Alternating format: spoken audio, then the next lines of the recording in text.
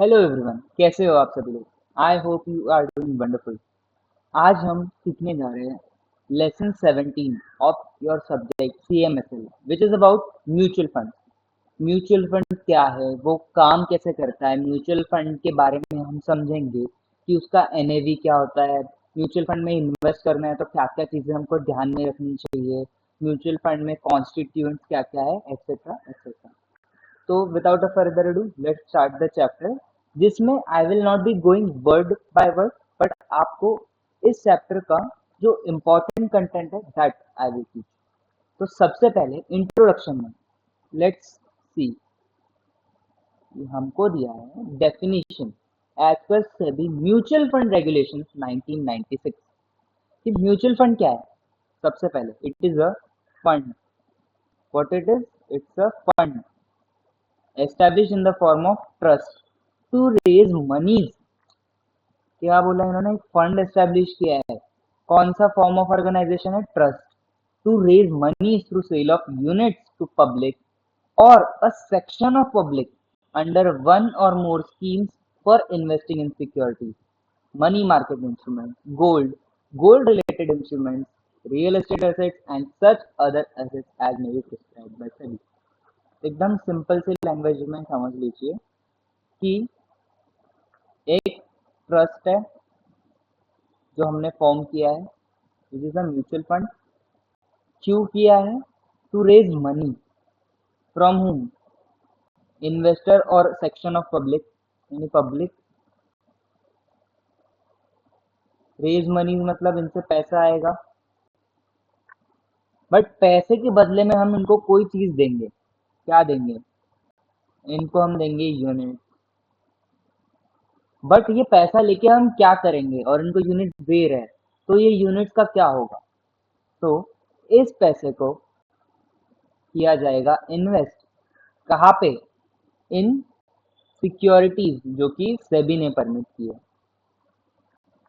Securities क्या क्या हो सकती है? Gold, money market instrument, real estate asset etcetera. Different type of security जो कि हम ये चैप्टर में पढ़ेंगे। But this is a very simple overview of what a mutual fund is. इसको हम डिटेल में और समझेंगे कि पूरा स्ट्रक्चर कैसा होता है। But to understand what mutual fund is as per definition prescribe by SEBI, ये है जो आपको चाहिए। ओके, नाउ ये जो पार्ट है पब्लिक और सेक्शन ऑफ पब्लिक, इसको पढ़ने के लिए हमको चैप्टर में आगे जाना पड़ेगा कि ओपन एंडेड म्यूचुअल फंड होता है, क्लोज एंडेड म्यूचुअल फंड होता है। तो ये सेक्शन ऑफ पब्लिक उसको रेफर कर रहा है। बस इतना याद रखिए, जब हम वो चैप्टर का पार्ट पढ़ेंगे तो आप समझ जाएंगे कि मैं क्या बात कर रहा हूँ। अभी अगर मुझे एक म्यूचुअल फंड ओपन करना है, बहुत करोड़ों का पैसा लगेगा। करोड़ों लगेंगे एज इन मोस्टली आप देखोगे, अगर आप इंडिया में म्यूचुअल फंड देखोगे तो बैंक्स ने मोस्टली वो एस्टैब्लिश किए, उनके पास बहुत पैसा पड़ा, तो they establish mutual fund. Mutual fund के थ्रू फिर एज ए यूनिट, क्या बोल सकते हैं, एज ए इन्वेस्टर आपको यूनिट्स मिलता है और यूनिट्स पे आपको कैपिटल अप्रिसिएशन मिलता है। ओके, तो अगर मुझे बनाना है एक म्यूचुअल फंड एस्टैब्लिश करना है तो क्या रिक्वायरमेंट है? सबसे पहले तो आपको सेबी में रजिस्टर होना पड़ेगा। ठीक है, you have to be registered with SEBI, otherwise आप म्यूचुअल फंड नहीं ओपन कर सकते। लाइक पब्लिक से पैसा लेना, उनको ये यूनिट्स वगैरह इशू करना, सेम CIS वगैरह रेगुलेशन के बारे में आपने अगर सुना है तो सेम कंसेप्ट है कि सभी के साथ रजिस्टर नहीं हो तो आप पब्लिक से पैसा नहीं ले सकते इन नीचे। ओके, तो ये देखिए इन्होंने वही बताया कि इन्वेस्टर का पैसा पूल होता है, फिर वो AMC मतलब आए, पढ़ेंगे आगे, जो म्यूचुअल फंड इन्वेस्टमेंट मैनेजर लगवाता है अपने आप में, AMC, वो अपने फंड मैनेजर्स के थ्रू पैसा इन्वेस्ट करता है। कहाँ पर? सिक्योरिटीज में, जो कि रिटर्न जनरेट करते हैं। फिर वो जो रिटर्न जनरेट किए जा रहे हैं वो हम इन्वेस्टर को देते हैं एंड साइकिल कंटिन्यू। ओके, ये डेफिनेशन होने के बाद में पूरा फ्लो हम समझेंगे कि एक म्यूचुअल फंड काम कैसे करता है। What is mutual fund? Mutual fund again एक सिंपल सी टर्मिनोलॉजी में, एक डेफिनेशन में क्या है जो सेबी ने डेफिनेशन दी है एज पर रेगुलेशन, वो रेगुलेटरी डेफिनेशन है, बट एक मीनिंग के पॉइंट ऑफ व्यू से क्या है वो हम यहाँ पे समझते हैं। Mutual fund is a trust that collects money from investors who share a common financial goal and invest the proceeds in different asset class as defined by investment objective. Simply put, mutual fund is a financial intermediary, right? Financial intermediary, आप इसको पैसा दे रहे हो, ये stock market में डाल रहा है, आपको डायरेक्टली स्टॉक मार्केट में डालने की जरूरत नहीं है कि आपका इंटरमीडियरी है। Setup with objective to professionally manage, ये वर्ड बहुत इंपॉर्टेंट है, professionally manage the money pooled from the investors at large. जब मैं एज ए इन्वेस्टर पैसा डाल रहा हूँ, तो मुझे कोई टिप दे रहा है या कोई मुझे लग रहा है कि ये स्टॉक में डालना चाहिए, मैं डाल रहा हूँ। बट एक म्यूचुअल फंड जब हमारा पैसा लेके किसी सिक्योरिटी में डालता है, तो इट इज प्रोफेशनली मैनेज। वो उसके ऊपर रिसर्च करते हैं and then they invest money, because उनके पास बहुत सारा पैसा होता है और बहुत सारी रिस्पॉन्सिबिलिटीज आती हैं उस पैसे के साथ में। तो ये जो ऊपर डेफिनेशन दी है, इसमें ये जो वर्ड है ना, common financial object, common financial goal, इसका मतलब है, देखो, म्यूचुअल फंड में हम जब पैसा देते हैं, ऐसा नहीं है कि म्यूचुअल फंड में सारे लोग सिर्फ म्यूचुअल फंड एक एंटिटी को पैसा देते हैं। उस एंटिटी ने अलग अलग स्कीम्स तैयार की होती है। मान लो एक म्यूचुअल फंड है, उसने 3 स्कीम तैयार की है, एक स्मॉल कैप की है, एक लार्ज कैप की है, एक मिड कैप की है। वो भी समझेंगे क्या होता है, बट इन तीनों में अलग अलग स्कीम्स है। मुझे लग रहा है मैं बहुत रिस्क ले सकता हूँ, मैं स्मॉल कैप में जाऊंगा। मुझे लग रहा है मुझे कम रिस्क लेना है, मैं लार्ज कैप में जाऊंगा। और मैं अगर दोनों के बीच में सोचता हूँ, तो मैं मिड कैप में जाऊंगा। तो ऐसा कॉमन फाइनेंशियल गोल रखने वाले बहुत सारे लोग सोचेंगे कि किसको स्मॉल कैप में जाना है, मिड कैप में जाना है, लार्ज कैप में जाना है। I hope it is clear to you. Now इन्होंने ये एक डेफिनेशन, एक चार्ट दिया है कुछ तो, जिसमें इन्होंने बोला है mutual fund are categorise as equity debt, और फिर ये इन्होंने जो मनी मार्केट इंस्ट्रूमेंट लिखा, ये नहीं होना चाहिए, यहाँ पे आइडियली आना चाहिए हाइब्रिड। इनका कैटेगराइजेशन का point of view I don't know कि मनी मार्केट कहाँ से आया है, but this is how it should be, hybrid आना चाहिए। अगर नॉर्मल, अगर हम सभी के कैटेगराइजेशन के हिसाब से बात करें तो ओके। अब एग्जाम पॉइंट ऑफ व्यू से भी कोई कोई चीजें हम समझेंगे, जो भी हाईलाइट किया, हर चीज एग्जाम पॉइंट ऑफ व्यू से भी इक्वली इंपॉर्टेंट है, और अंडरस्टैंडिंग से तो इट इज अटमोस्ट इम्पॉर्टेंट। सबसे पहले भाई मेरे समझो, एक कोई भी इंडस्ट्री होती है, तो इंडस्ट्री में स्टेक होल्डर्स होते हैं। स्टेक होल्डर्स यानी अगर उस इंडस्ट्री को सरवाइव करना है, तो अलग अलग लोग उसको सरवाइव कराते हैं। जैसे कि म्यूचुअल फंड में है आरबीआई, क्योंकि पैसा इन्वॉल्व है, बैंक आती है तो बैंक, बैंक के भी तो म्यूचुअल फंड ओपन करते हैं ना, स्पॉन्सर कभी कभी बैंक होता है, तो उस केस में आरबीआई। सेबी, अरे भाई सेबी के बिना तो इंडस्ट्री चलेगी नहीं, बिकॉज सेबी के साथ रजिस्ट्रेशन लेना पड़ेगा, पूरा जो सेबी का रेगुलेशन है वो कंप्लाई करना पड़ेगा, एक्सेट्रा एक्सेट्रा। फिर एक बॉडी आती है, it is a informal kind of body, it is, मतलब ऐसा कोई एक्ट नहीं है, ऐसा आरबीआई एक्ट, सेबी एक्ट वैसा स्टैट्यूटरी बॉडी नहीं है। MP, association of mutual funds in India, तो ये एक है जो कि सेबी के बाद में मान लो इसकी ही चलती है इंडस्ट्री में। फिर ministry of finance, SRO, self regulatory organisation, जैसे कि ये एमपी।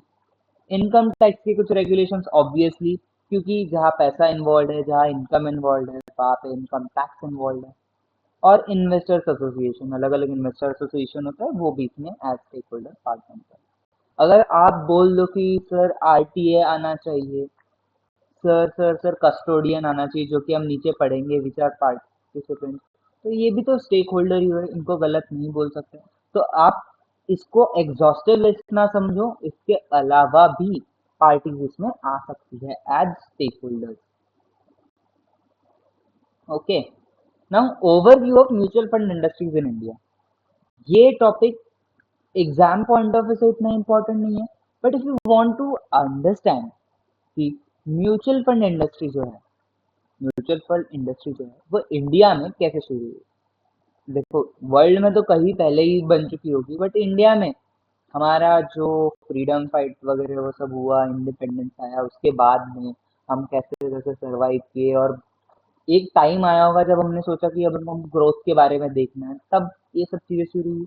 तो म्यूचुअल फंड इंडिया में सबसे पहले 1963 में शुरू हुआ। कैसे?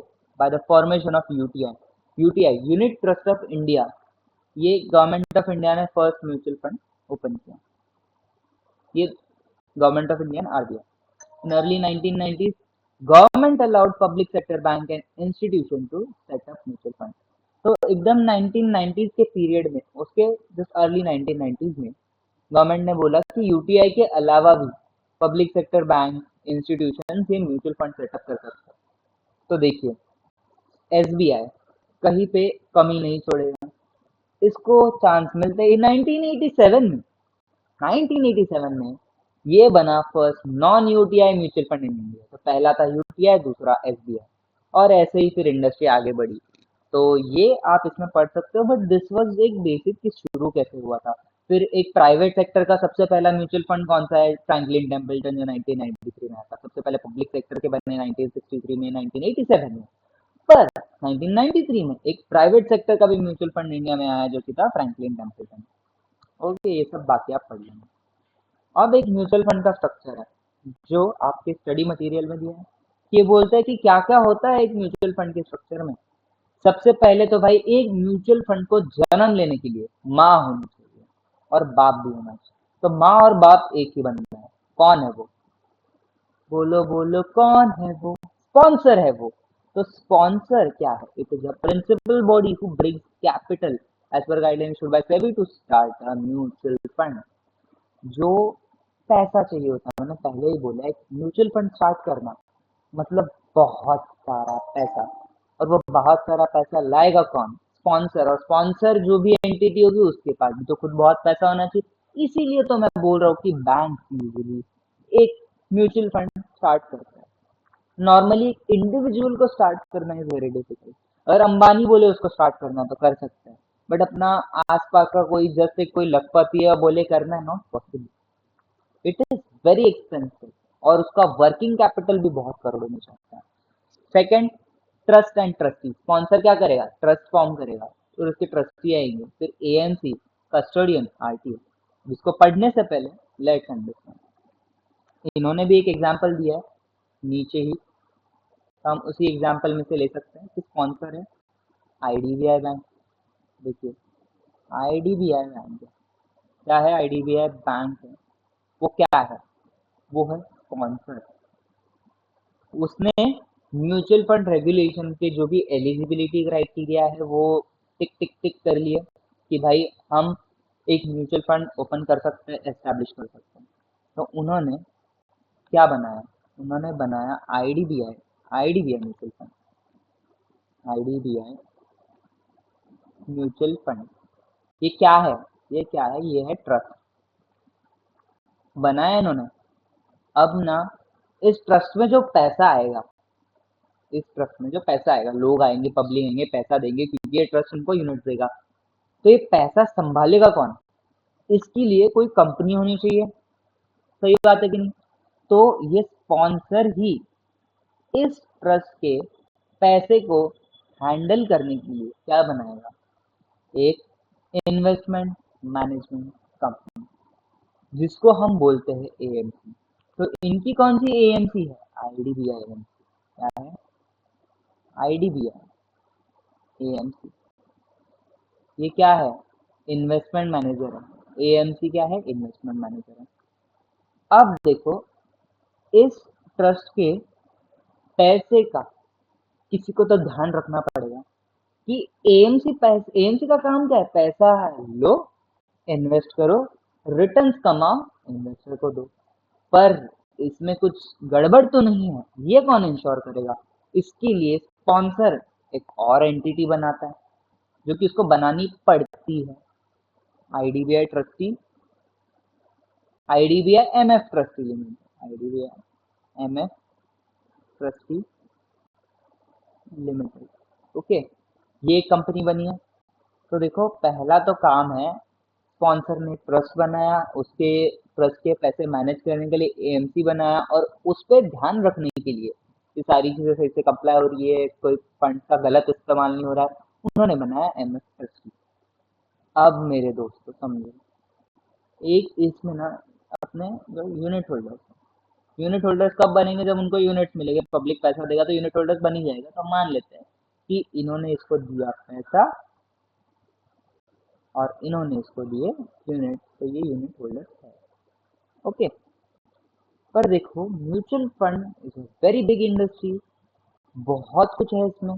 तो ये जो पैसा है ये सिर्फ अपना एएमसी अकेले अकेले तो नहीं मैनेज कर सकता, इतने सारे यूनिट होल्डर्स की इंफॉर्मेशन और व्हाट नॉट। एक नॉर्मल कंपनी भी के भी केस में आप देखते हो कस्टोडियन होता है, आरटीए होता है, फिर अग्रीमेंट के लिए ट्रस्टी अलग से होता है। डिबेंचर ट्रस्टी सुना होगा आपने, जब कंपनी डिबेंचर इश्यू करती है वैसे। तो इतने सारे अगर कॉन्स्टिट्यूएंट है तो म्यूचुअल फंड में भी होंगे। तो चलिए, अब ये जो भी पैसा है इसके मैनेजमेंट के लिए दो और एंटिटीज अपने पास है कि इसके लिए कलर यूज करते हैं एलजीबीटी, मतलब अपना कलरफुल वाला, और कस्टोडियन। आरटीए सारे ट्रांजैक्शनल चीजें संभालता है, इन्वेस्टर से आया पैसा कि कौन सी स्कीम का है, कौन सी कैटेगरी का है, कितने यूनिट देने हैं, वगैरह वगैरह वगैरह। तो ये है बेसिक स्ट्रक्चर।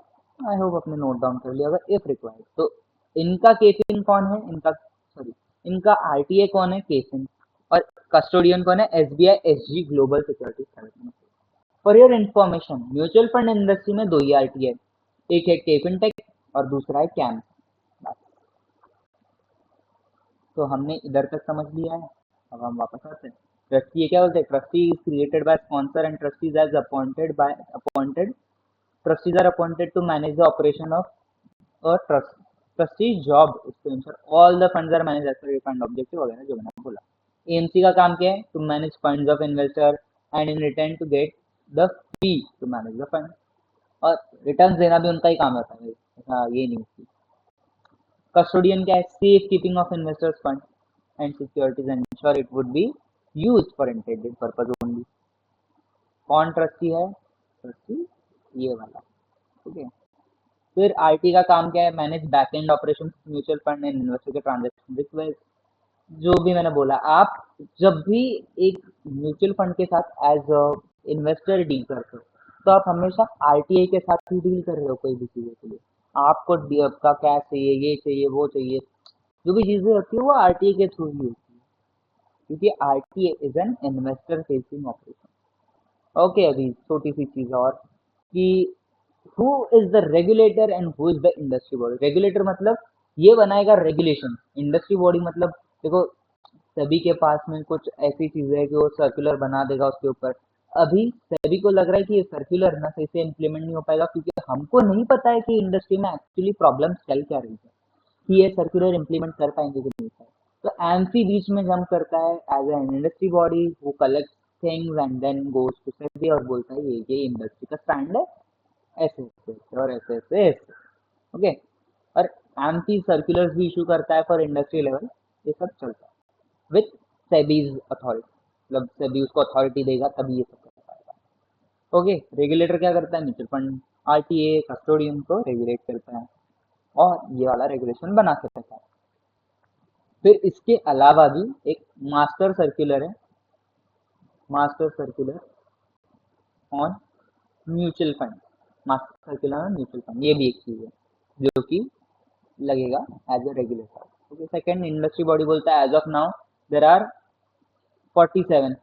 देखो अपने इंस्टीट्यूट का मटेरियल, अभी तक 44 लिख के रखा है, जब से मैं पढ़ रहा हूँ तब से 44 लिख के रखा है। एमपी की वेबसाइट का सोर्स देखे रखा है, बट एमपी की वेबसाइट के सोर्स से इन्होंने अपडेट नहीं किया। Now you might be saying कि अरे नहीं 44 का 45 हो गया होगा तभी 44 है, 47 लिखा है मैंने। ये देखिए, ये है एमपी की वेबसाइट। अगर आप एमपी की वेबसाइट पे जाओगे अबाउट एमपी सेक्शन में, गो टू मेंबर्स, एमपी के मेंबर्स हैं, एसोसिएशन ऑफ म्यूचुअल फंड है, तो मेंबर कौन होंगे, म्यूचुअल फंड। तो देखिए इतने सारे म्यूचुअल फंड और लास्ट का नंबर इज 47। 47 म्यूचुअल फंड है इंडिया में, और इनके लिए तो 44 है, कौन से वो तीन गिन नहीं रहे पता नहीं, बट ठीक है चलता है। ओके, क्या करता है MP, recommend and promote best business conduct, यानी बेस्ट प्रैक्टिस गाइडलाइंस इशू करता है, disseminate information and carry study research on mutual fund industry, ये एक्चुअली करता है एमपी, करता है ये सब चीजें। सॉरी, अब बढ़ते हैं आगे, classification of mutual fund. Now ये जो इन्होंने जो भी टेबल दिया, I would highly advise you to ignore them, क्योंकि इससे बेटर मैं सही में सजेस्ट करूंगा अगर आपको म्यूचुअल फंड का एकदम सिंपल सा क्लास, क्योंकि ये जब पढ़ोगे ना तो बहुत कंफ्यूजन होगा। म्यूचुअल फंड का सिंपल सा क्लासिफिकेशन अगर आपको देखना है तो सेबी के वेबसाइट पे जाइए, मास्टर सर्कुलर और म्यूचुअल फंड ढूंढिए इन मास्टर सर्कुलर का कॉलम, उस टैब में जाओगे तो आपका मास्टर सर्कुलर ओपन होगा, चैप्टर 2 में जाइए उस मास्टर सर्कुलर के, और उसमें आपको क्लासिफिकेशन जो दिया जाएगा वो पढ़िए। आपका पूरा म्यूचुअल फंड का स्कीम कैसे होती है, small cap, mid cap, large cap, ये कौन से कैटेगरी में आती है, ब्रॉड कैटेगरी, उसकी सब कैटेगरी सब क्लियर हो जाएगा। तो जस्ट आपकी रेफरेंस के लिए I go there and I search. Search क्यों कर रहा हूँ, उनके पास तो ये है ना।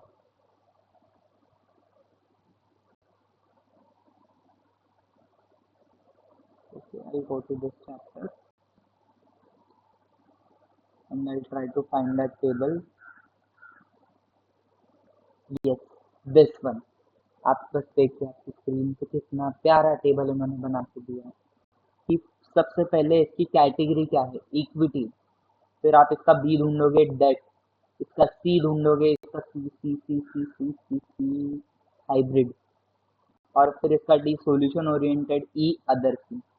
इन्होंने 5 ब्रॉड कैटेगरीज बनाई है, और ब्रॉड कैटेगरी में एक एक सब कैटेगरी, जैसे कि इक्विटी स्कीम्स में आता है multi cap, large and mid, mid cap, small cap, dividend yield, value fund, फिर उसके आगे उसका मीनिंग भी दिया है, contra fund, focus fund, sectoral, ELSS, flexi, खत्म।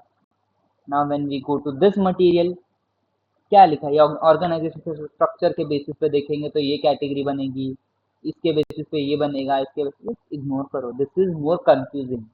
ये आपका पर्पज सॉल्व नहीं कर रहा है, आपका पर्पज कंफ्यूज कर रहा है, ये अजीबोगरीब है, तो इसको इग्नोर कीजिए। अब म्यूचुअल फंड को ब्रॉडली अगर देखेंगे तो एक ओपन एंडेड स्कीम होती है, क्लोज एंडेड स्कीम होती है।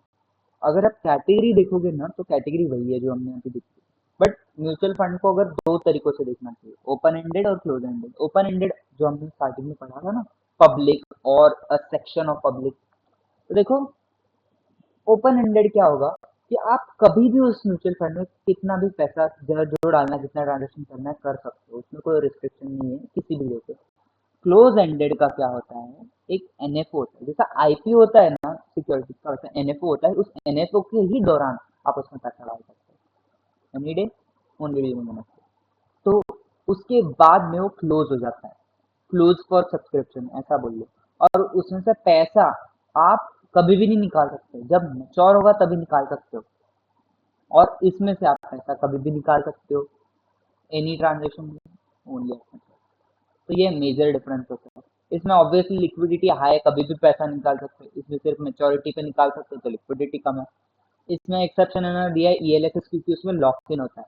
अगर आप एक पर्टिकुलर स्कीम में पैसा डालते हो जिसका नाम है ईएलएसएस स्कीम, तो उसमें ना 3 साल का लॉक इन है। क्यों? इससे आपको मिलता है tax benefit in section 86 of income tax act. तो इसमें पैसा डालो, 3 साल तक आप पैसा निकाल नहीं पाओगे और आपको इसका मिलेगा benefit. Okay,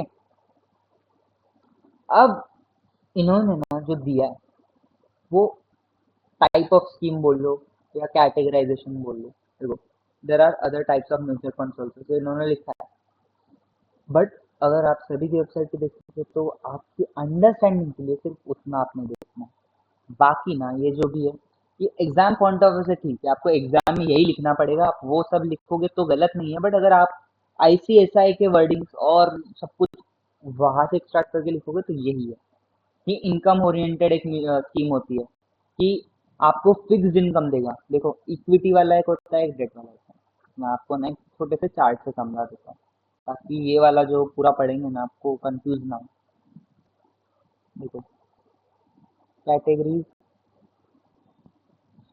of mutual fund, category 1 है इक्विटी स्कीम जो कि प्रीडोमिनेंटली इक्विटी में करती है। डेट स्कीम, इसको फिक्स्ड इनकम भी बोल सकते हैं, क्या बोल सकते हैं, फिक्स्ड इनकम, क्योंकि डेट में इन्वेस्ट करो तो आपको फिक्स्ड इनकम मिलती है ना, इसीलिए। फिर हाइब्रिड स्कीम, हाइब्रिड स्कीम, इसके अलावा आप देखोगे उन्होंने बोला था और सॉल्यूशन ओरिएंटेड और थीमेटिक, और थीमेटिक स्कीम। देखो जी, एक्चुअली प्रैक्टिकली चल रहा है वही कैटेगरी समझ के फायदा है, ना कि जस्ट बुकिश नॉलेज के पॉइंट ऑफ व्यू से। और अदर स्कीम, ओके, आप ना, आपके लिए मैं होमवर्क दूंगा कि आप खुद से सभी की वेबसाइट पे जाके वो जो भी कैटेगरीज उन्होंने बनाई है वो इसके नीचे एक एक खुद से लिखना। बट मैं आपको एक्सप्लेन जरूर करूंगा। इक्विटी का मतलब है जो आपका पैसा इन स्कीम में डालोगे ना तो ये मेजरली इक्विटी में डालेगा। डेट स्कीम का मतलब है अगर आपने, इसमें भी मैं एक्सप्लेन डिटेल में और करूंगा तो जितना मटेरियल में दिया है उतना, क्योंकि अगर हम एक्चुअली सभी केस में से देखने जाएंगे तो बहुत सारी चीजें ऐसी है कि इसमें नहीं है और ये आपको कंफ्यूजन क्रिएट करेगा। ओके, डेट स्कीम मतलब आपका ना पैसा डेट में ज्यादा डालेगा। देखो, अब सुनिए, मैं ऐसी चीज बताऊंगा जो कि बहुत सिंपल है बट समझने की चाहिए। इसमें मिलते हैं हायर रिटर्न। इसमें क्या होता है, हाई रिस्क होता है, हाई रिटर्न होता है, लो रिस्क, लो रिटर्न। देखो, नो रिस्क नाम की कोई चीज नहीं, रिस्क तो होगा तो कम होगा, रिटर्न भी कम होंगे, ये बीच में आता है। ये हाइब्रिड है, हाइब्रिड का मतलब है ये भी और वो भी, तो इक्विटी में भी इन्वेस्ट करेगा, डेट में भी इन्वेस्ट करेगा। अब ये अग्रेसिव हाइब्रिड हो सकता है या कंजर्वेटिव हाइब्रिड हो सकता है, मतलब अग्रेसिवली इक्विटी में करता है बट डेट में भी करता है, और ये अग्रेसिवली डेट में करता है और इक्विटी में भी करता है थोड़ा बहुत ऐसा। सॉल्यूशन ओरिएंटेड, जैसे कि children's gift fund, retirement fund, आप आज से पैसा डालने का शुरू करो इसमें, ये आपका लो रिस्क लो रिटर्न फंड ही है, बट ये आपको इन फ्यूचर जब आपको रिटायरमेंट टाइम आएगा ना तब ये पैसा काम आएगा। ये स्कीम जो होती है रिटायरमेंट या फिर आपकी जो चिल्ड्रंस गिफ्ट है, इसमें दिक्कत इतनी है कि ये है लॉक इन वाली चीज, तो इसमें जैसा ईएलएस में होता है उसमें पैसा निकालने में दिक्कत है। थीमेटिक या फिर सेक्टोरल, मतलब सेक्टर में पैसा डालेगा भाई, ये ऐसी कंपनी में डालेगा जो उस सेक्टर से बिलोंग करती है। इंफ्रास्ट्रक्चर, इंफ्रास्ट्रक्चर से रिलेटेड जो जो कंपनी है उसमें पैसा डालेगी। अब आप बोलोगे ये एक म्यूचुअल फंड कैसे डिटरमाइन करता है कि ये कंपनी किस सेक्टर को बिलोंग करती है, तो एमसी हर महीने इन कंपनीज को एक लिस्ट भेजता है कि ये कंपनी है, इतनी लिस्ट हुई है, ये सेक्टर से बिलोंग करती है, ये स्कीम में पड़ती है, ये सब एमपी बताता है। और अदर स्कीम, इसको हम बोलेंगे ETF and index passive scheme. Passive मतलब ये सब स्कीम में ना बंदा दिमाग एक्टिवली बैठ के पैसा लगाता है कि इसमें इतना पैसा लगाना है, इसमें इतना पैसा लगाना है, ऐसा ऐसा। और देखो, जब भी पैसा लगा रहे हो कहीं पे तो उसपे जो रिटर्न आ रहा है वो कहीं तो कोई बेंचमार्क होगा ना, बेंचमार्क से कंपेयर करोगे, इसमें इतना पैसा रहा है, इसमें इतना पैसा रहा है, तो इस बेंचमार्क के कंपैरिजन में मेरा कमाई अगर कम है तो मेरा स्कीम अंडर परफॉर्म कर रहा है। इस बेंचमार्क के 10% रिटर्न है और मेरे 11%, तो मैंने ओवर परफॉर्म किया इसको, समझ रहे हो। तो ये है पैसिव स्कीम्स जो कि बेंचमार्क को कॉपी करते हैं, जैसा बेंचमार्क जा रहा है, जो सिक्योरिटीज उस बेंचमार्क में पड़ी है वही मैं उठाऊंगा और अपने फंड में रेप्लिकेट करूंगा जैसे के तैसे। कुछ अपना दिमाग एक्स्ट्रा नहीं लगाऊंगा। इसको बोलते हैं अदर, जिसको बहुत सेफ प्ले करना है, मेरे को लगता है जितना इंडेक्स देगा उतना ही चाहिए मेरे को, उसको ज्यादा नहीं करना है, ओवर परफॉर्म नहीं करना है, छोड़ो, मैं डालूंगा इंडेक्स में, which is a good choice. तो इनकम ओरिएंटेड फंड यानी फिक्स्ड इनकम जो डेट वाला होता है, तो मैं अभी आपको बोला है। ग्रोथ ओरिएंटेड बेसिकली इक्विटी ही मान लो, जिसमें आपका ग्रोथ ज्यादा है, आपका सिर्फ ऐसा नहीं कि फिक्स्ड इनकम मिलेगा, कैपिटल अप्रिसिएशन होगा। इसमें डिविडेंड आईडीसीडब्ल्यू जो होता है, इसको आप डिविडेंड कभी ना बोलिए, आपको म्यूचुअल फंड में डिविडेंड नाम से कोई चीज नहीं आती है, आईडीसीडब्ल्यू आता है, जो आपका रिटर्न है उसी में से कुछ पैसा निकाल के आपको देते हैं while keeping your unit intact. Okay, ये सब पढ़ लीजिए, आपको मैंने जो एक्सप्लेन किया। हाइब्रिड स्कीम मैंने अभी बताया है। हाई ग्रोथ स्कीम, इधर इन्होंने बोला इसको बैलेंस फंड बोलते हैं, मैंने बताया क्यों बोलते हैं, क्योंकि दोनों ही डालता है। हाई ग्रोथ स्कीम जैसे very risky, complete equity, capital protection oriented scheme, ऐसी स्कीम जो कि आपके कैपिटल को प्रोटेक्ट करने में ज्यादा ध्यान देती है, ना कि हायर रिटर्न्स पे, that scheme basically. Retirement fund is a capital protection oriented scheme. Children's gift fund is a capital protection oriented scheme. आपका पैसा बचाने के पॉइंट ऑफ व्यू से स्कीम है. फिर tax saving scheme, special scheme जैसे देखिए category includes index scheme. Index fund मैंने जैसा बताया था, अदर कैटेगरीज जो बताए थे, सेक्टोरल फंड, इन्होंने अपने हिसाब से कैटेगराइज किया है, बट वो जो पढ़ा है वही सब है. जैसे कि रियल एस्टेट फंड, ऐसे फंड जो कि रियल एस्टेट इन्वेस्टमेंट है. क्लोज एंडेड फंड विच, देखो दीज आर रेरा. अभी ये डायरेक्टली रेरा में पूछते हैं. म्यूचुअल फंड की ये कैटेगरी आपको हार्डली कभी मिलेगी जो कि सिर्फ रियल एस्टेट में इन्वेस्ट करेगा. ऑफशोर फंड जो कि सिर्फ फॉरेन कंपनीज में करते हैं. इसका भी पॉसिबल ही नहीं कि कोई एक mutual fund completely directly outside India invest करे. लिमिट्स होती है, तो थोड़ा बहुत पैसा डालता होगा या फिर ऐसे फंड में डालता होगा जो कि फंड ऑफ फंड होता है, जो एक ऐसा म्यूचुअल फंड जो दूसरे म्यूचुअल फंड में पैसा डाले, आएगा नीचे पड़ते हैं. ऑफशोर फंड तो समझा होगा, बाहर की कंपनी में पैसा डालता है. लेवरेज फंड यानी पैसा, such fund also known as borrowed fund, कि बोरो करके वो ही इन्वेस्ट करे, उसको लेवरेज फंड बोले. ये बहुत रिस्की होता है. हेज फंड, हेज फंड मतलब स्पेकुलेटिव ट्रेडिंग पे चलता है. Hedging is a very complex concept, आपको थोड़ा समझना पड़ेगा.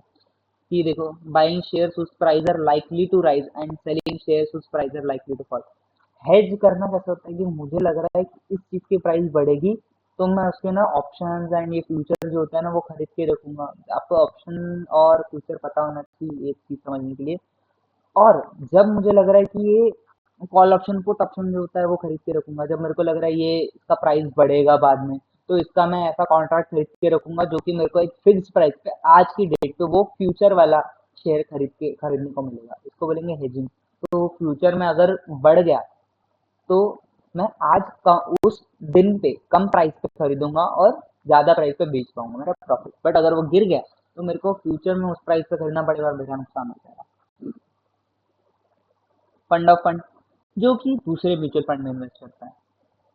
अब ये जो इन्होंने लाइन लिखी है ना भाई, मैं सबसे घटिया लाइन बोलता हूँ आज तक के आईसीएसआई के इतिहास में, हमेशा से है. अरे भाई, अगर आप बच्चों को कोई मटेरियल प्रोवाइड करते हो तो ये अंधी लाइन कैसे लिख सकते हो. आज इंडिया में इतने सारे म्यूचुअल फंड है जो फंड ऑफ फंड स्कीम्स धड़ाधड़ लॉन्च करते हैं. आप मिसलीड करते हो बच्चों को ऐसी चीज बता के. अगर आप आपका मटेरियल बनाते हो तो एटलीस्ट पढ़ो. आप जस्ट जाओ किसी ऐप पे जहाँ पे म्यूचुअल फंड खरीदने को मिलता है, जैसे फॉर एग्जांपल ग्रो, जाओ और फंड ऑफ फंड सर्च करो. धड़ धड़ धड़ धड़ कितने सारे म्यूचुअल फंड मिलेंगे. What is this line I see. You should change. बहुत सारे म्यूचुअल फंड है जो कि अदर म्यूचुअल फंड में इन्वेस्ट करते हैं, है. ओके. फिर न्यू डायरेक्शन फंड जो कि एक, देखो, birth control aid, population, oceanology, ऐसी कंपनी जो भी जिसमें रिसर्च करके उसमें डालेगा. ईटीएफ, ये है पैसिव स्कीम.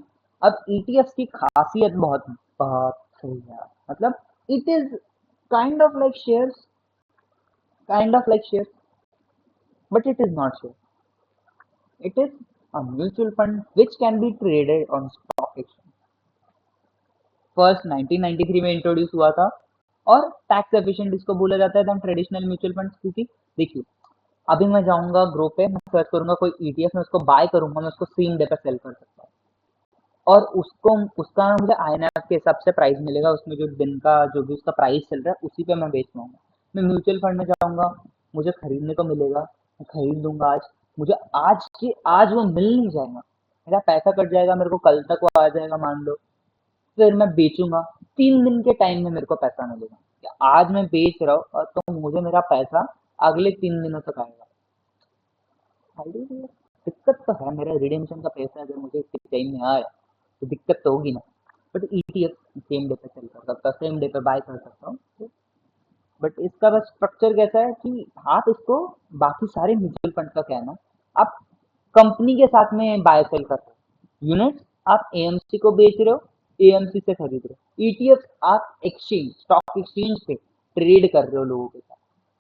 ओके, समझे. इतना ही फर्क है. जैसा शेयर का होता है वैसा ईटीएफ का होता है. मनी मार्केट म्यूचुअल फंड जो कि शॉर्ट टर्म डेट सिक्योरिटी जो कि मनी मार्केट इंस्ट्रूमेंट्स होते हैं उसमें इन्वेस्ट करता है. जैसे certificate deposit, commercial paper, government treasury, etc.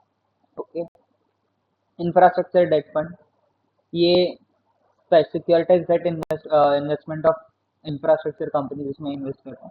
What is securitise debt instrument, ये आगे के चैप्टर्स में आपको है, उधर पढ़ोगे तो ज़्यादा समझेगा। तो बस इतना याद रखिए कि ये सिक्योरिटाइज डेट इंस्ट्रूमेंट जो इशू करते हो वो कंपनीज में इन्वेस्ट करता है। अब इन्होंने जो कैटेगरीज दी है, ये मैंने बोला है आपको कि ये रेफर मत करना, इन्होंने ये सही दिया है, ये भी हद तक सही दिया, ये भी दिया, बट व्हाट इज दिस, क्यों? आप सभी की कैटेगरी यूज करो ना, बच्चों को प्रैक्टिकल चीजें सिखाओ। ओके,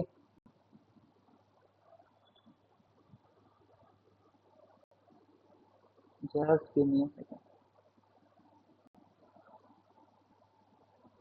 नाउ पढ़ते हैं आगे।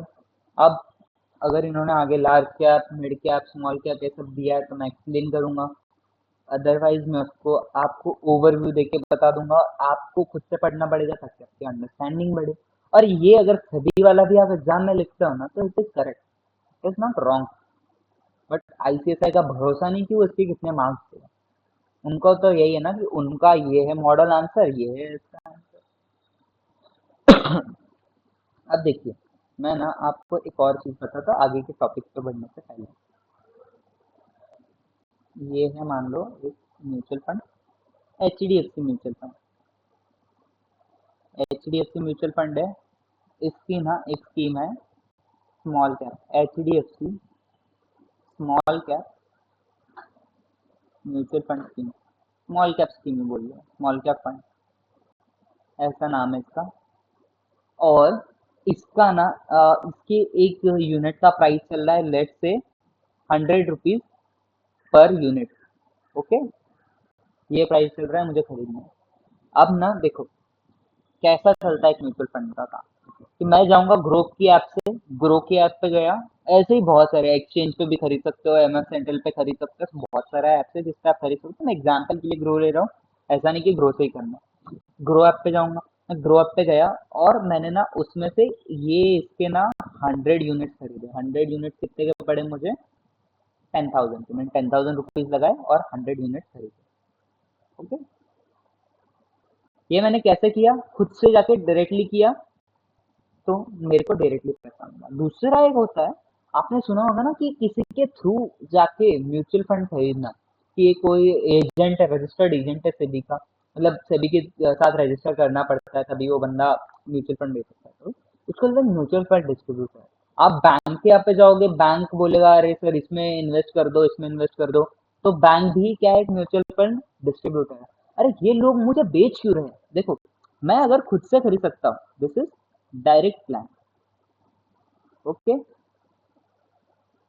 Direct plan. और ना ये है एमएफडी, ये हूं मैं, ये है रेगुलर प्लान। म्यूचुअल फंड के ना प्लान्स होते हैं, स्कीम में भी प्लान्स होते हैं, एक स्कीम दो टुकड़े में, small cap scheme, direct plan, small cap scheme, regular plan. देखो भाई, मैं खुद से जा रहा हूँ, मुझे मिल रहा है, एक मेरे को एमएफडी म्यूचुअल फंड डिस्ट्रीब्यूटर बेच रहा है, उसको मैं रेगुलर प्लान बोलूंगा। क्यों, देखो ये बंदा क्यों बेच रहा है भाई, इसकी भी तो कमाई है, इसको मिलता है इस पे कंपनी से कमीशन, ये बंदा मेरा म्यूचुअल फंड बेचता है तो ऐसा मिलेगा। सर बात ऐसी है कि अगर डायरेक्ट प्लान अवेलेबल है तो कोई म्यूचुअल फंड डिस्ट्रीब्यूटर से क्यों खरीदेगा, मुझे इसको कमीशन देने से क्या होगा पता है, इसका जो रिटर्न है, इसका जो रिटर्न है वो कमीशन कम होने के कारण हाई होता है compare to this, more than this, returns are more than this. तो सर इसमें हम रेगुलर प्लान में क्यों खरीदते हैं? देखो आपको ना समझना पड़ेगा कि H D F C mutual fund है ना, उसके 100 से ज्यादा स्कीम्स है, 100 से ज्यादा स्कीम, तो मैं इन्वेस्टमेंट इन्वेस्टमेंट किस में करूँ, that's the question people ask, कि मैं इन्वेस्ट कहाँ करूँ। अगर कोई बूढ़ा आदमी है, वो इक्विटी में बहुत सारा पैसा डाले, उसकी वो रिस्क एपेटाइट नहीं है, उसको सेफ इन्वेस्टमेंट करना है, वो डेट में डाले। अगर कोई बहुत यंग है, 18-19 साल का लड़का है, उसको इन्वेस्ट करना है कहीं पे, तो वो करेगा डेट में इन्वेस्ट। ये स्मॉल कैप जो है ना, ये मेरे जैसे लड़के करेंगे, कोई 80 साल का एक आदमी है उसको नहीं करना चाहिए इसमें इन्वेस्ट, क्योंकि उसका रिस्क एपेटाइट कम है, वो मार्केट के अप्स एंड डाउन नहीं झेल सकता। तो ये जो एडवाइस होती है, ये जो लोग होता है ना, ये करते हैं म्यूचुअल फंड, और उसका उनको कमीशन मिलता है। वो आपको सही फंड चूज करके देते हैं जिसके ऊपर आपको प्रॉपर रिटर्न मिलेगा, उसके बाद थोड़ा सा कमीशन इनको जाता है। But this is one way of going. अगर आप खुद से, आप एज एक स्टूडेंट हो, आप सीए हो, सीएस हो, सीएमए हो, कैपिटल मार्केट में काम करने वाले कोई प्रोफेशनल हो, तो आपको ये नॉलेज है कि किस में इन्वेस्ट करना चाहिए, तो डायरेक्ट प्लान में ही जाना चाहिए आइडियली। मैं सारे इन्वेस्टमेंट डायरेक्ट प्लान से करता हूँ, बट देर आर पीपल जो खुद का इन्वेस्टमेंट इस तरीके से नहीं कर सकते, तो वो एमएफडी के थ्रू जाते हैं। ओके, तो अब आपको एक बेसिक अंडरस्टैंडिंग आ गई होगी कि एक डायरेक्ट प्लान होता है, एक रेगुलर प्लान होता है। डिस्ट्रीब्यूटर बेचता है, डायरेक्टली एमसी बेचती है, मतलब आप डायरेक्टली एमसी से डील करते हो, कोई बीच में इंटरमीडिएरी नहीं है। Okay, higher expense ratio, lower expense ratio. अरे खर्चा कमीशन देने की वजह से एक्सपेंस रेशो ज्यादा होता है, डायरेक्ट प्लान में कम होता है। पोटेंशियली लोअर रिटर्न, क्योंकि अरे कमीशन किसके पैसे से जा रहा है, मेरे ही पैसे से जाएगा, तो मेरे को रिटर्न कम मिलेंगे। एक ही मिनट दीजिएगा मुझे, चार्जिंग पे लगा दो। Okay, so back. और इसमें हायर रिटर्न होंगे क्योंकि लोअर एक्सपेंस है। अब ना, ये आगे बढ़ने से पहले, की प्लेयर्स पे बढ़ने से पहले थोड़ा सा प्रैक्टिकली चीजों को देख लो। मैं आपको लेके जाता हूँ वेबसाइट पे। ये होता है स्कीम इंफॉर्मेशन डॉक्यूमेंट। कोई भी, देखिए, बोला जाता है कि whenever you invest in a mutual fund, आप कंपनी के इंफॉर्मेशन डॉक्यूमेंट जो होते हैं, ऑफर डॉक्यूमेंट जो होते हैं, पढ़ लो। जैसे scheme information document, Sai, scheme, ये पढ़ो। देखो ना, 75 पेज किसी स्कीम में इन्वेस्ट करने के लिए एक नॉर्मल सा इन्वेस्टर तो नहीं करेगा, बट बड़ी बड़ी कंपनीज जो होती है, जिनको मान लो 100 करोड़ मुझे कहीं पे इन्वेस्ट करना है, तो ऑब्वियसली मैं ये पढ़ूंगा यार। मैं ऐसे ही अपना अंधा पैसा तो नहीं लगाऊंगा। तो आगे बढ़ने से पहले ना, मैं आपको थोड़ा थोड़ा दिखा देता हूँ कि कैसे होता है। अब अगर हम इसमें जाए, इसमें हमको चाहिए क्या, एक्सपेंस रेशो। ओके, तो एनुअल स्कीम रिकरिंग एक्सपेंस में जाएंगे। इसमें एक टेबल दिया होगा इन्होंने, ये सेबी का फॉर्मेट है। अब आप ये टेबल देखोगे, टेबल में आपका जो भी पैसा है उस पे कितना एक्सपेंसेस एएमसी चार्ज करता है। एएमसी अपना पैसा भी लेगा ना, मैनेजमेंट फी, कमीशन, ये सब जाएगा। आप पैसा दे रहे हो ताकि वो रिटर्न कमा के दे, अरे उस कंपनी का भी तो कुछ फायदा होगा, इसीलिए वो काम कर रही है। देखो, इन्वेस्टमेंट मैनेजमेंट एडवाइजरी फी, ट्रस्टी फी, ये कौन ट्रस्टी को जाती है, ऑडिट फी, कस्टोडियन फी, आरटीए की, आरटीए कस्टोडियन ये काम कर रहे हैं, इनका भी कुछ पैसा जाएगा बहुत। देखिए, आपके पैसे पे अप टू 2.25% ओनली लेता है, उससे ज्यादा नहीं लेता है। फिर marketing and selling expenses, cost related to investor communication, ऐसे ऐसे बहुत सारे खर्चे हैं जो कि आप देख सकते हो। अब देखिए, इसमें ना कमीशन इसमें इंक्लूडेड होता है, अदर एक्सपेंसेस में मान लो। वो कमीशन हट जाएगा अगर आप डायरेक्ट प्लान में हो, और अगर रेगुलर में हो तो कमीशन इंक्लूड हो जाएगा। ऐसा ही आपका टीडीआर कैलकुलेट होता है। आप ये पढ़ोगे ना, ऐसे सिंपल सिंपल कुछ कुछ चीजें खुद से पढ़ो, आपको सब समझ जाएगा कि मेरा एक्सपेंस कैलकुलेट कैसे होता है म्यूचुअल फंड से। ये सब आता है इसमें। तो एक प्रैक्टिकली आप फिर देख लो, कोई भी वेबसाइट पे जाकर ढूंढ लो, मिल जाता है। ओके, तो let's get back to chapter. एक प्रैक्टिकल छोटी सी चीज दिखा दी है मैंने, बढ़ते हैं आगे। अब बहुत ही प्यारी सी चीज जो कि हमने ऑलरेडी पढ़ ली है, कि 3 मार्केट इंटरमीडियरीज है और 5 प्रिंसिपल कॉन्स्टिट्यूएंट्स हैं। तो ये देखिए, मैं ना अब इसमें जाके आपको पढ़वाऊंगा नहीं एक एक चीज, आप खुद से पढ़ सकते हो, बट मैं ओवरव्यू जरूर एक बार फिर से दे दूंगा कि हमने पढ़ लिया। 3 मार्केट इंटरमीडियरी को है, कस्टोडियन, डिपॉजिटरी और आरटीए। इसको आरटीए पढ़िए क्योंकि ट्रांसफर एजेंट से बच्चे आरटीए याद आता है, एक ही चीज है। फिर constituent, sponsor, AMC, trustee, unit holder, mutual fund. Depository हमने लिया नहीं था, but depository is also participant. Depository देखो, शेयर्स के केस में डिपॉजिटरी आता है, तो म्यूचुअल फंड के केस में डिपॉजिटरी आता है, सिंपल सी बात है। देखो ये क्या क्या इसमें इन्होंने एक्स्ट्रा चीजें दी है कि देखो, sponsor makes application for registration of mutual fund contribute at least 40% of network of MC का जो भी नेटवर्क है उसके एटलीस्ट 40% अमाउंट जो भी है वो स्पॉन्सर को देना पड़ेगा। मान लो एएमसी का नेटवर्क इज 100 करोड़, तो 40 करोड़ कौन लेके आएगा? स्पॉन्सर लेके आएगा।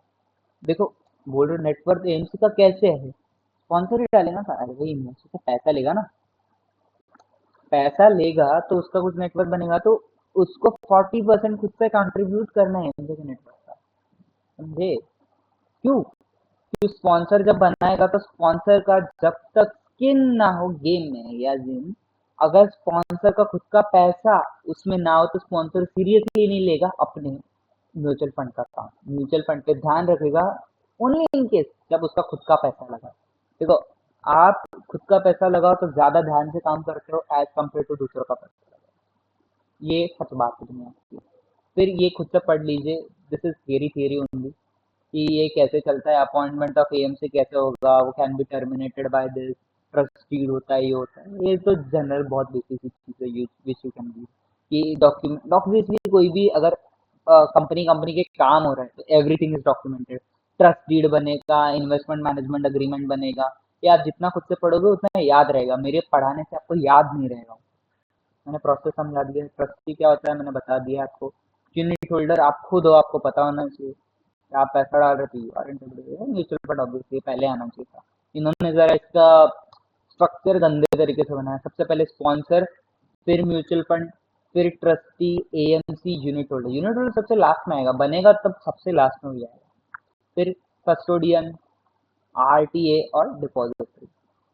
आरटीए का काम मैंने बताया है, मैंने कस्टोडियन का काम बताया, डिपॉजिटरी का काम में सेम जैसा शेयर के केस में होता है, वो जैसे यूनिट संभाल के रखता है वैसे चीजें आती है। लिस्टिंग देखो, यूनिट्स भी जो होते हैं ना, वो क्लोज एंडेड स्कीम ने उन्होंने ऊपर शायद दिया नहीं है, मैं एक बार देख लो, बस मैंने बताया।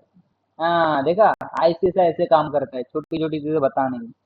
दिस कैन बी लिस्टेड और अनलिस्टेड, यूजुअली अनलिस्टेड ही होते हैं, ये लिस्टेड नहीं होते, बट हो सकता है। और this has to be listed, इसकी लिस्टिंग करना मैंडेटरी है क्लोज एंडेड। ये बस एक छोटा सा फैक्ट है, जो आप एक्स्ट्रा लिखोगे मार्क्स ज्यादा मिलेगा। फिर आगे बढ़ते हैं हम।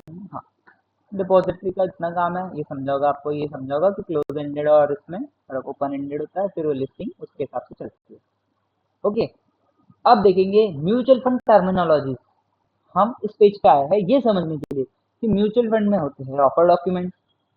जैसा आप ना देखो, म्यूचुअल फंड की कोई भी स्कीम लॉन्च होती है तो उसके कुछ डॉक्यूमेंट्स होते हैं, तो उसका जो प्रोसेस होता है, जैसे आईपीओ होता है ना, आईपीओ क्या होता है, जब शेयर्स आते हैं तो उसके कुछ ऑफर डॉक्यूमेंट होते हैं, तो वैसा ही एनएफओ आता है आईपीओ जैसा, उसके कुछ ऑफर डॉक्यूमेंट होते हैं, जैसे red herring prospectus, self prospectus, CA prospectus, prospectus आता है, टाइप्स होते हैं, वैसा ही इसका आता है सिड, किम और साय, ये तीन डॉक्यूमेंट। साय तो छोड़ो, सारी स्कीम्स का एक कंसोलिडेटेड डॉक्यूमेंट होता है, पर हर स्कीम का अलग अलग जो डॉक्यूमेंट होता है सिड और किम होता है। देखो, SID is the actual document, उसको छोटा cut cut cut cut cut करके छोटी इन्फॉर्मेशन करो, उसको बोलते हैं KIM. SID is scheme information document, key is key information memorandum, और SAI is statement of additional information. बस इतना ही याद रखो। फिर एनएफओ की देखो, जैसा आईपीओ की डेट्स होती है ओपन एंड क्लोज डेट, वैसी ही एनएफओ की भी डेट्स होती है। जस्ट सेकंड, शायद मेरा लैपटॉप अटक गया है दोस्तों।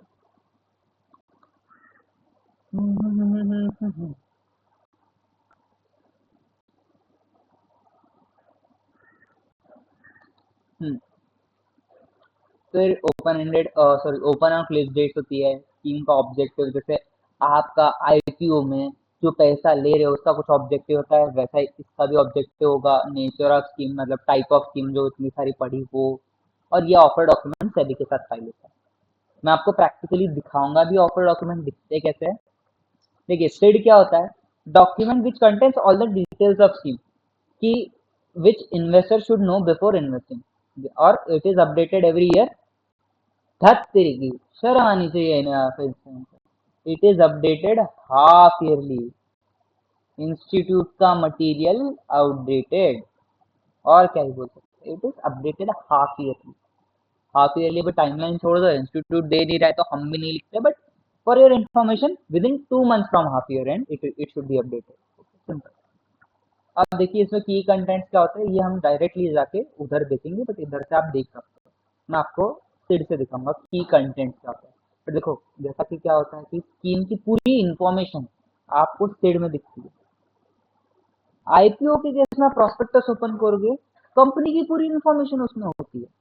वैसे ही आईपीओ में क्या होगा, जैसा उस पर्टिकुलर आईपीओ में अगर ऑफर फॉर सेल है तो उस पैसे का भी इंफॉर्मेशन होगा।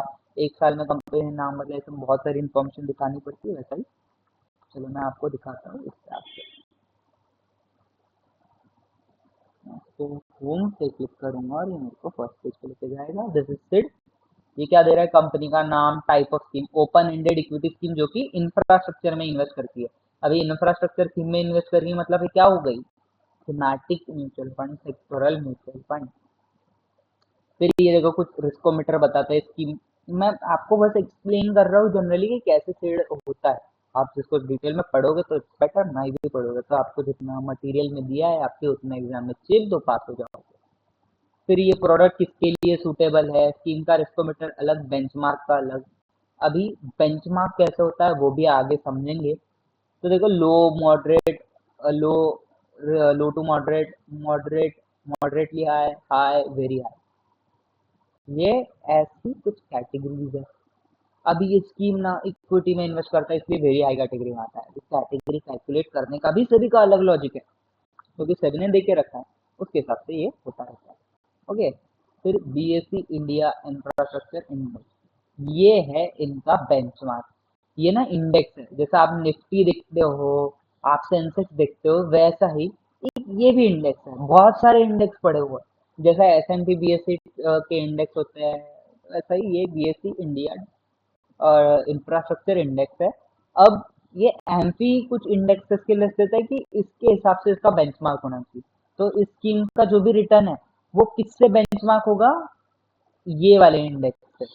Okay, simple. ये कंपनी की इंफॉर्मेशन थोड़ी बहुत। और अब देखेंगे कंटेंट क्या क्या होता है। देखो आपको कंटेंट देखना है, बस इतना पेज पढ़ लो, आपको पूरा जो कंटेंट है ना उसका ओवरव्यू मिल जाएगा। देखो जैसे कि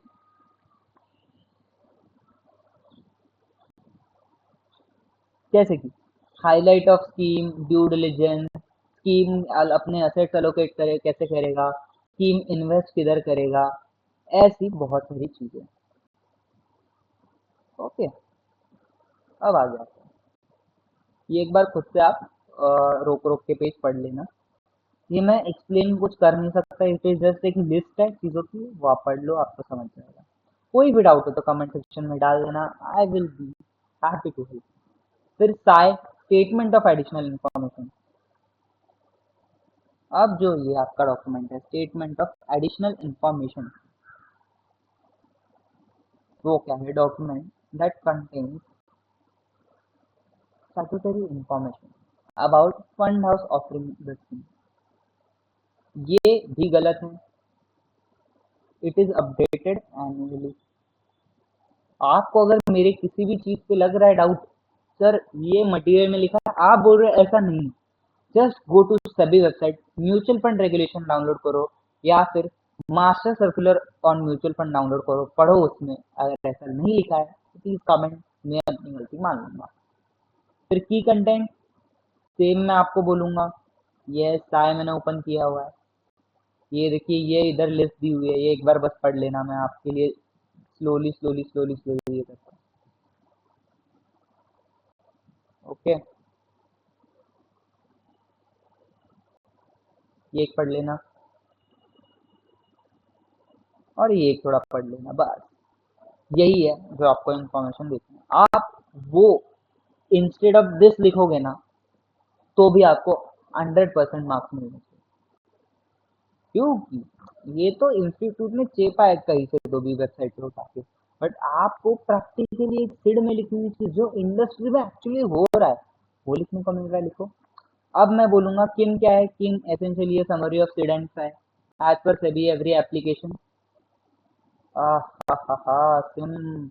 अब ना मैं आपको होमवर्क दूंगा, ये जो टाइमलाइन लिखा है ना ये भी गलत है। ये आप ढूंढो कि क्या लिखा है, स्कीम का अपडेशन का फ्रीक्वेंसी क्या होना चाहिए, वो आप खुद ढूंढो और मुझे बताना। कमेंट में लिख देना sir the timeline for scheme updation is this as per which regulation या सर्कुलर। अभी स्कीम जो होता है ना, वो आप देख लेना वेबसाइट पे जाके कैसा होता है।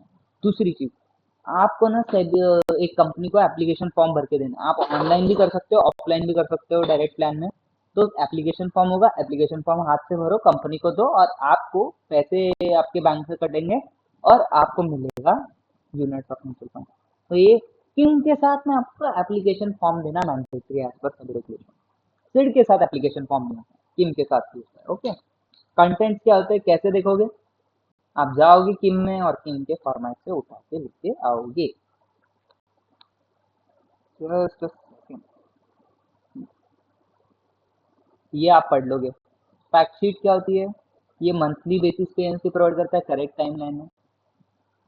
फैक्ट शीट में देखो NAV, AUM, expense ratio, exit load, ये देखो क्या होता है ना, ये जो सारी चीजें है पास्ट परफॉर्मेंस ये सब ये सिड में है, but SID half yearly basis पे अपडेट होता है। आपको मंथली बेसिस पे ये सब इन्फॉर्मेशन चाहिए ना कि टीम का लास्ट मंथ का परफॉर्मेंस कैसा था, ये कैसा था एज ऑन लास्ट मंथ, ये सब चीजें ये आपको फैक्ट शीट में मिलेगी। अब फैक्ट शीट कैसी होती है, जिसमें आपको दिखाने के लिए ऊपर से दिखा रहा हूँ कि how does a fact sheet look. देखिए फैक्ट शीट ऐसी दिखती है, कलरफुल एकदम। ये HDFC का मैं सब उठा रहा हूँ, आप देख सकते हैं। बहुत ऐसा बोलोगे सर इतना लेंदी डॉक्यूमेंट है इसमें, आप जो भी आपको ना इतना पूरा नहीं पढ़ना है। मुझे सिर्फ अगर मान लो मल्टी कैप फंड में इन्वेस्ट करना है तो मैं सिर्फ इतना पेज पढ़ूंगा और इसके रिलेटेड ये देखिए टोटल एक्सपेंस रेशो कितना है, 1.70 for regular plan, 0.94 for direct plan. देखा मैंने बोला ना, एक्सपेंस अगर रेगुलर में करो तो ज्यादा है, डायरेक्ट में करो तो कम है। इसका बेंचमार्क क्या है, ये इन्होंने ये वाला बेंचमार्क दिया है। Okay, exit load additional benchmark छोड़ दो, चीज आपके काम की नहीं है। एग्जिट लोड कितना है, जब आप एग्जिट करोगे तो कितना पैसा कटेगा। फिर ये क्वांटिटेटिव डेटा इसमें दिया है, कितना एयूएम है, ये फंड में कितना पैसा है।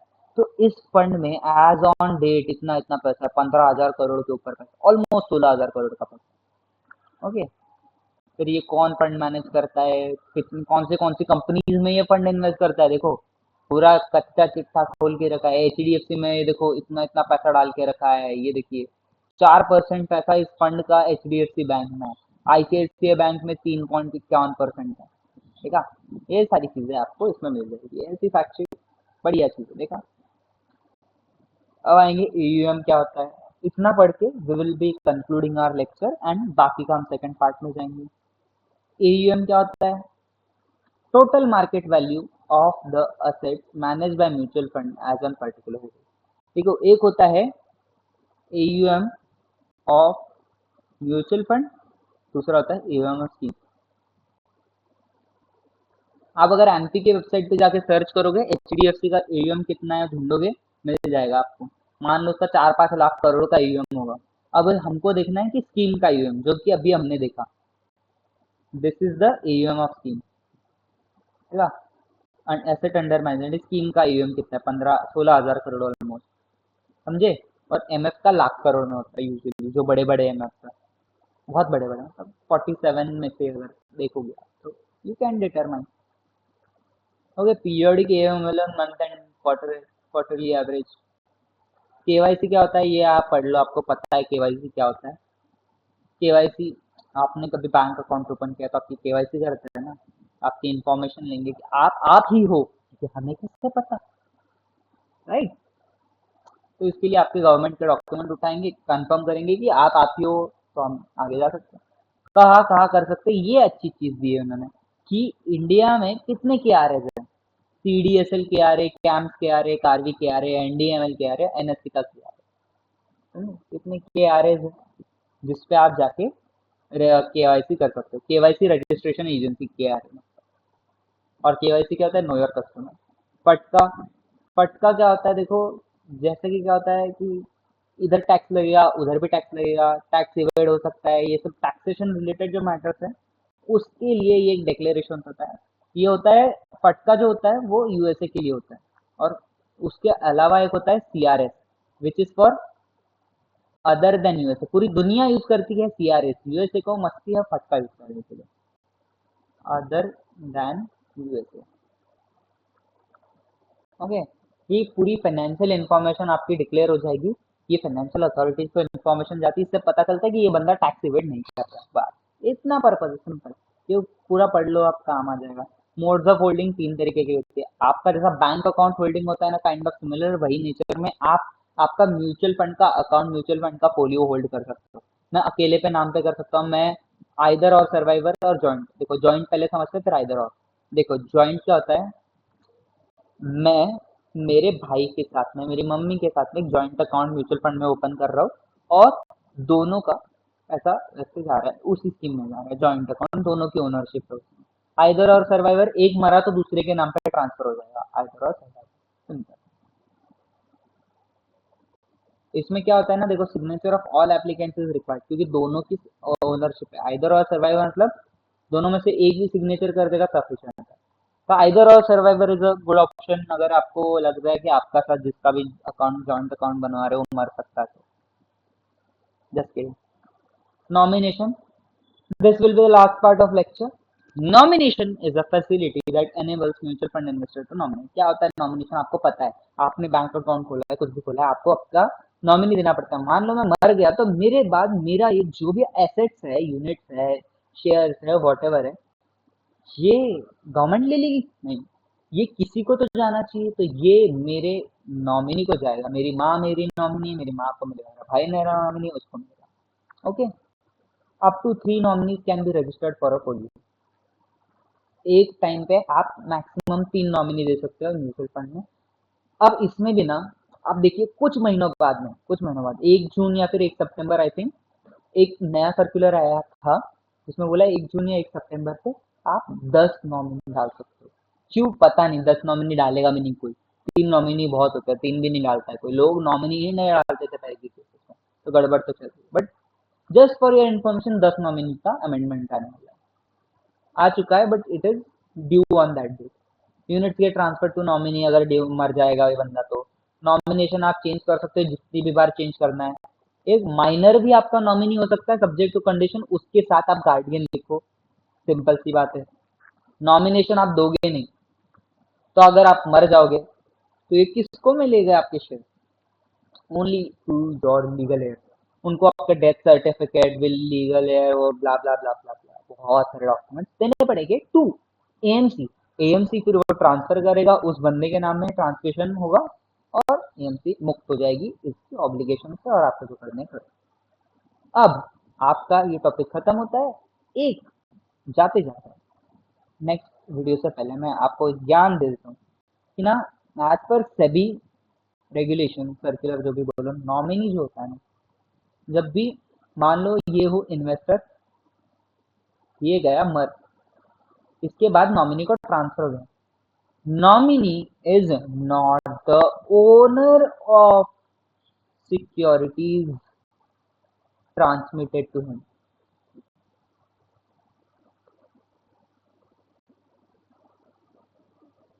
Nominee is not the owner of securities transmitted to him. तो ओनर कौन है? Owner are legal heir of investor. ये बात है, देखो नॉमिनी ले लेता है, हड़प लेता है नॉमिनी, बट अगर आपके साथ कभी ऐसा होता है कि आपके पापा ने कोई इन्वेस्टमेंट बहुत बड़ा करके रखा है, और उन्होंने नॉमिनी किसी और को बना के रखा है, अपनी फैमिली में नहीं है, और वो नॉमिनी को ट्रांसफर कंपनी कर देती है, और कंपनी नॉमिनी को ही ट्रांसफर करेगी, एज पर रेगुलेशन वही रिक्वायर्ड है, बट वो नॉमिनी आपको दे नहीं रहा है, तो आप केस लड़ो, आपको शेयर मिल जाएंगे, because you are the rightful owner of the securities, not the nominee. Nominee क्या है? ट्रस्टी है। मैंने बोला है कि मेरे दोस्त को मैंने बोला है, मेरा एक कुत्ता है भाई, मेरे मरने के बाद इस कुत्ते को तू ले लेना, और तेरी जिम्मेदारी रहेगी कि मेरे दोस्त को, मेरे भाई को ट्रांसफर कर दे। मैंने अपने दोस्त को बोला है, तो मेरे भाई को कुत्ता दे देना। मेरे मरने के बाद मेरे दोस्त ने कुत्ता ले लिया अपने नाम पे। He was just a nominee, he was just a trustee. Nominee है वो, ट्रस्टी है, वो ओनर नहीं है उस चीज का। मैंने उसको कुत्ता रखने के लिए नहीं बोला, बोला तो ट्रस्टी तू संभाल, लेकिन इसका ओनर मेरा भाई रहेगा, यानी मेरा लीगल हेयर है। This is reality in legal term. But actually मेरा दोस्त ही कुत्ता लेके चला गया, मेरे भाई को पता नहीं है, जो कुत्ता उसको देना था उसको लगा कि मैंने मेरे दोस्त के नाम किया, तो मेरा दोस्त लेके चला गया। आई होप आपको ये लेक्चर इंफॉर्मेटिव लगा होगा, आपको अभी तक का सब कुछ क्लियर होगा एग्जाम पॉइंट ऑफ व्यू से, practical life point of view से, और आप अपने आंसर जबरदस्त लिख सकते हो। Let's meet in next lecture, तब तक के लिए टेक केयर, बाय बाय, खुश रहो और मजे में रहो मेरे दोस्त।